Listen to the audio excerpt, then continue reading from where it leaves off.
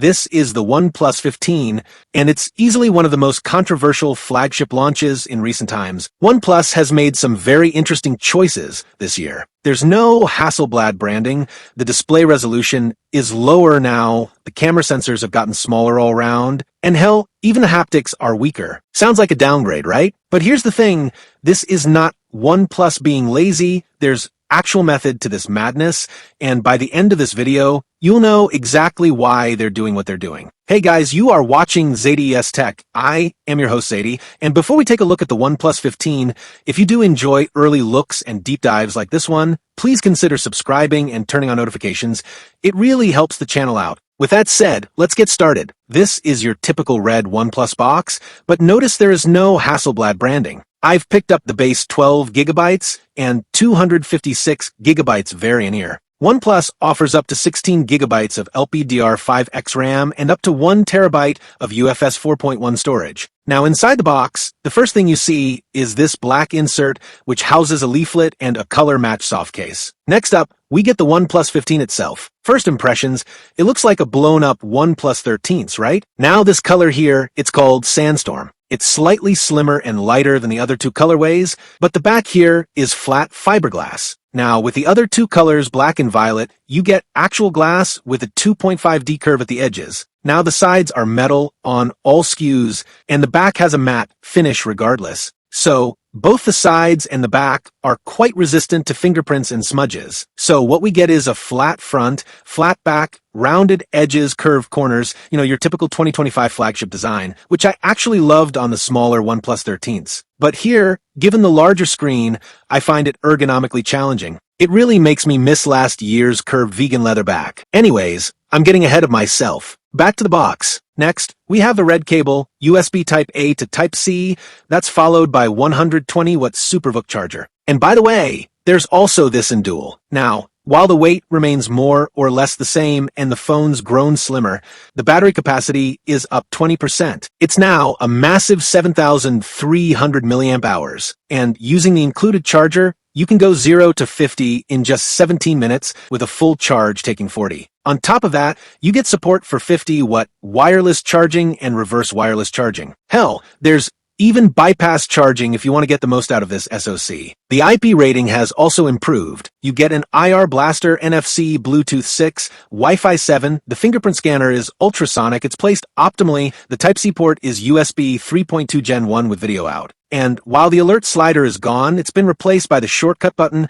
which I guess will be called the plus key globally. Now, you can program this to perform a bunch of actions. And this one, memo clip, mind space globally, this is interesting. Basically, tap once to take a screenshot and save it. Long press to save a voice note, and double tap to pull everything up that you've saved. On the global ROM, all this info here will be accessible by Gemini, so you can use it with your queries later. Neat. The speakers have also been upgraded. The per-channel output is now more balanced, and they sound really good, loud, clear. The haptics, on the other hand, they do feel weaker than last year. Now the display, that's a mixed bag. This is the first 165Hz, 1.5K OLED panel we are seeing on a phone, but it is 1.5K, meaning it's not 2K. So we've gone down from 510 ppi to 450, which is a minor downgrade. Now it's still an LTPO panel capable of varying refresh as needed. It's 10-bit, very bright, outputs almost 2000 nits in our tests. So it's very easy to use outdoors on a sunny day. And under low light,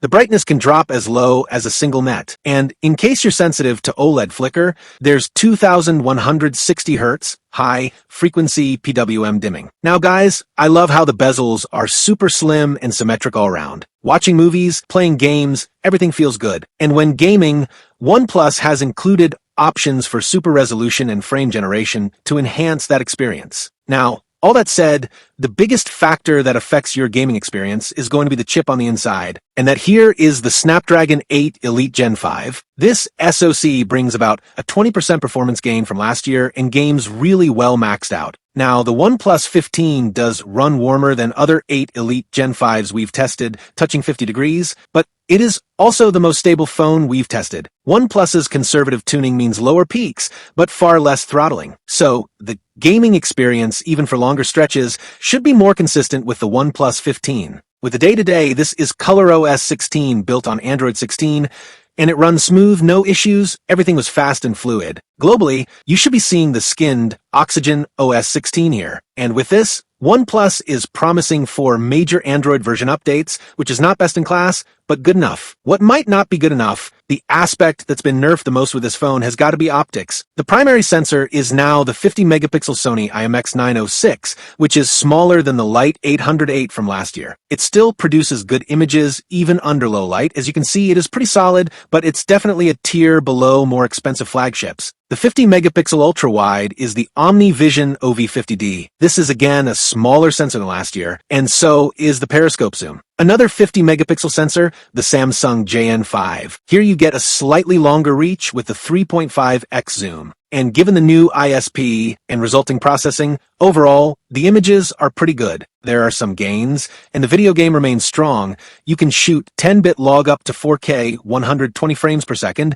We are both the primary and the telephoto 4K 60 for the ultrawide. OnePlus even provides monitoring lux. Regular video tops out at 8K 30. Selfie video is a good clean 4K 60. The 32-megapixel selfie camera, it fares reasonably well for stills as well. All that said, the optics are definitely a downgrade this year. But all this fits the bigger strategy, and that's what I alluded to at the start of this video, that is method to this madness. Remember when OnePlus merged with Oppo a few years back? Now, changes from that, they took time to show up, and this is when they seem to be showing up. Basically, OnePlus isn't trying to kill flagships anymore. It's part of Oppo's lineup. It is Oppo's performance flagship, basically what iQOO is to Vivo. Like the iQOO 15 is a good phone by itself, one that doesn't take away from the Vivo X300 Pro's audience, instead kind of complements it by catering to a slightly different demographic. Oppo is trying to do the same with OnePlus now, and that is why the launch price is substantially lower. $899 is expected price at the time of launch for OnePlus 15 starts from in China,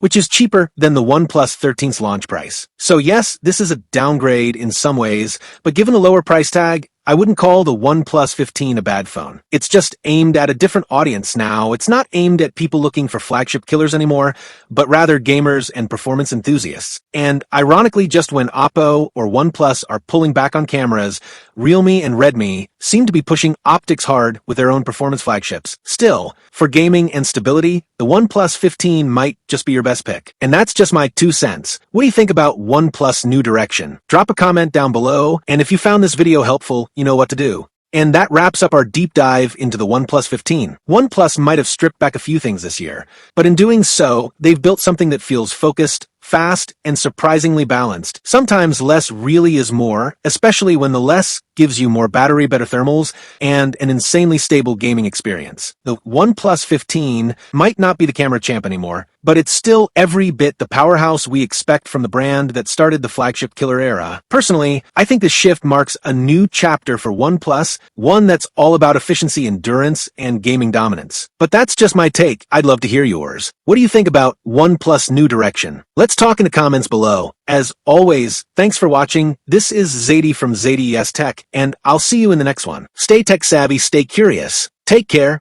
and peace out.